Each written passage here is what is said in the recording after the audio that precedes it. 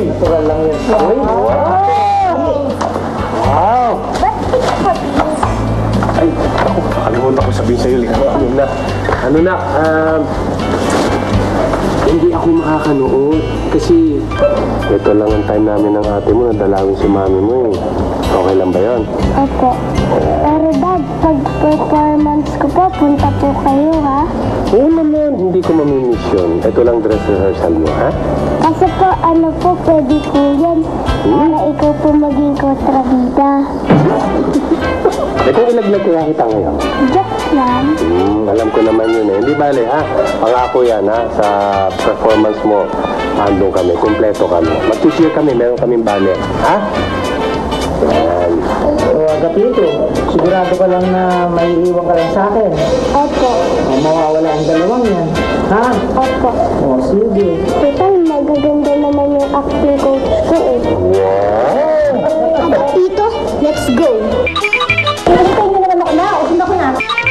Last challengers to the challenge area right now. Ang huling kalahok ay ang Survivor Philippines Season 2 runner-up na si Jeff Gaitan. Maging matibay kaya ang loob niya sa paghahanap ng mga gulong ng toy car? Patani lang hindi mo. Ayan, chancing na naman. Kasi mag-a-adjust ka. Seryoso raw si Jeff na may panalo ang challenge na ito. Ito na kasi yung alam mo yun, parang somehow redemption, di ba nandito nga ako for redemption. So, somehow alam ko kung ano man yung ma-achieve ko today, kahit hindi man ako manalo, pero may napadulungan ako mga challenges. May-redeem ko yung sarili ko. Ready? Get set? Go! Okay, start time! Wow! Ang bilis mo, Jeff! Ay! Sino ka man, kung ano ka man, wala kang kwenta! Ay!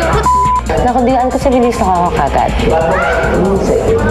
Yung second na box, hindi ko alam kung ano siya. Hindi ko talaga siya na-figure out at hindi ko na alam. Pero yun, mabilis ko rin nakuha yun kasi I think sakto tumama yung kamay ko sa na-touch ko yung isa wheel eh. So, hinabol ko na lang kung saan. Yun, ayun, ano sa akin kung ano sinabi niya yun?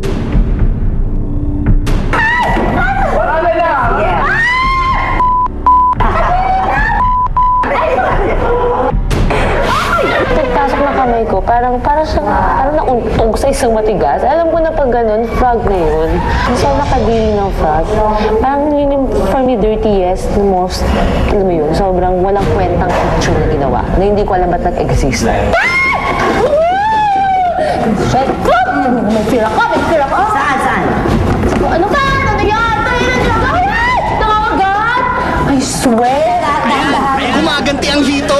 Inaway mo raw kasi ang BFF nilang si Froggy. Nangangagat sila eh! Bagadahanin mo na. Kasi undin yan. Malapit na. Okay. Nasa taas lang, nasa ibabaw lang. Kasi yung last, although slimy, alam kong kaya ko. Pero parang yun nga, gusto ko rin siyang ihanda sa akin kasi masyado siyang malaki. Natatakot ako.